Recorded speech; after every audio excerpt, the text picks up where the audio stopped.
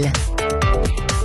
Et comme chaque jour, on démarre cette émission avec la session de rattrapage de Jean-Luc Lemoyne. Et alors Jean-Luc, ce matin, nous recevons donc Antoine Decaune pour les nombreuses émissions cinéma qu'il anime sur Canal+. Comme vous avez de la chance, Antoine. Ça va être tellement agréable de présenter une émission qui parle de sa passion. Hein. Je sais que Thomas adorerait avoir une émission qui parle des cheveux soyeux. Oui, bien sûr, oui. c'est du boulot. Antoine, c'est un homme libre qui ne fait que des choses qui l'intéressent. Chez Combini, on vous demandait pourquoi vous n'aviez jamais participé à Danse avec les stars. Parce que je danse comme une merde. Je serais pas le premier, on me dirait, mais... Et je vois pas pourquoi j'irais perdre mon temps à essayer de danser alors que je ne sais pas danser. C'est très honnête de ne faire des choses que l'on maîtrise, quoi, vraiment. Du coup, rapido, ça correspond à quelle partie de votre vie privée? Je voulais le juge. Bien juste.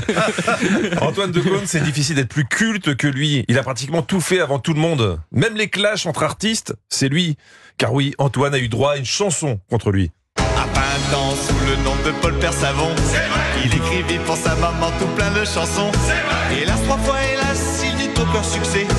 Et c'est depuis qu'Antoine déteste Bernard Minet.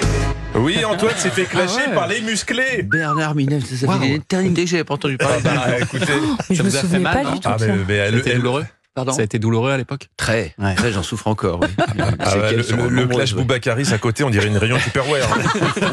Comment on se remet d'une épreuve pareille? Bah, peut-être en s'en foutant. On a l'impression que tout glisse sur Antoine, dont on découvre encore des facettes aujourd'hui. Et là, je parle pas de dents factices. Par exemple, Il y en a aussi. Il y en a aussi. Oui, oui, il y a peu de boulot. Il y a tout. Par exemple, peu de gens savent ce que vous préférez le plus dans la vie. C'est un truc qui, quand on réfléchit, quand on lit, c'est très très agréable, une petite pipe. Vous voilà prévenu, Thomas. Bien sûr. Si vous voyez Antoine réfléchir. hors contexte, là, je suis désolé. Non, c'est très bien. Comment ça, non? Si vous voyez Antoine réfléchir ou lire, ben penchez-vous. Bien sûr. Et donnez-lui du feu. Voilà, c'est exactement. Mais ça sort d'où, ce truc-là? C'était une interview ou c'était vous. vos objets cultes? Ah, les objets cultes, oui. Parce qu'on avait fait un sujet pour la Gaule d'Antoine à l'époque, Voilà, c'est ça. sur la ville de Saint-Claude. Ah J'étais oui. encore un peu chaud là-dessus. Capitale de la pipe. Capitale de la pipe. Dans le Jura. Effectivement. Alors Jean-Luc, pour votre session de rattrapage, vous nous aviez laissé hier au beau milieu des derniers épisodes de Pékin Express. Oui, exactement. Enfin, Hanoï Express. Car Ouais. Pékin Express, c'est comme Koh-Lanta ou le Paris-Dakar. Faut pas prendre au pied de la lettre ce qui est écrit dans le titre. Hein. C'est comme silence, ça pousse. Si vous parlez, ça continuera à pousser. Alors, non, mais je préfère vous le dire. Ah oui, c'est vrai. Alors, hier, je vous ai appris quelques mots d'anglais que Patricia et Jessica, les candidates corses, qui m'ont écrit d'ailleurs sur Instagram. Elles sont très clientes, justement. Alors, Antoine, je sais que vous êtes complètement bilingue. Pouvez-vous me traduire? Allez, il y a des concurrents, soyez rapide. Oh, go, there are some challengers and they're very fast. Waouh. C'est pas mal, mais on vérifie quand même avec Patricia et Jessica. Go, there's a concurrent. Rapid. Oui, c'est rapide. Ah oui, on peut le dire aussi comme ça. Le fameux Anissa Dadi Institute. Bien sûr. Donc samedi, c'était la finale. Mais bon, avant la finale, il y a eu quoi? Je vous l'ai dit hier, la demi-finale, où les candidats ont continué à faire de l'autostop. It's a demi-final. You are the best. We play together for the race. We are two winners. T'imagines quand t'as pris 2 autostoppeuses qui braillent comme ça tout le long du chemin, t'espères juste une chose, que ton GPS te dise ça. À 50 mètres devant vous, il y a une falaise. Allez tout droit. Voilà. Donc samedi, c'était la finale. Et si Pékin Express voulait finir au Vietnam, c'était pour faire des épreuves en lien avec le pays ou au moins la région. Les candidats vont faire du karting.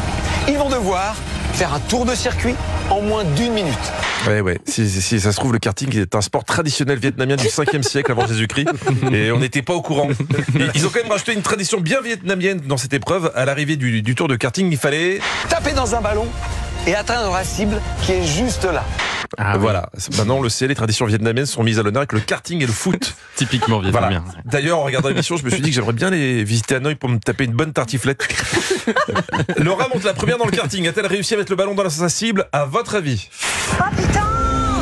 En français, oh putain, ça veut dire oh, j'ai raté. Ouais. Romain réussit à marquer le but et Patricia aussi. Quel mot utilise-t-on pour fêter une victoire quand on est français? Oh putain, elle est dedans.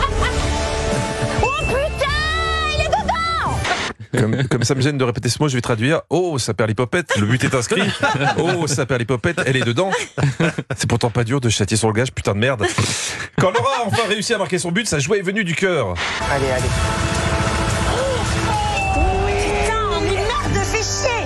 Imagine, demain t'organises un grand jeu d'aventure pour des Français, ils doivent passer des épreuves sans dire le mot putain, en 2 heures t'as plus un seul candidat. Alors parfois dans Pékin Express, les candidats ont de la chance, comme Laura et Romain qui tombent sur un chauffeur qui leur fait gagner du temps. Pour les Corses, c'était un autre délire.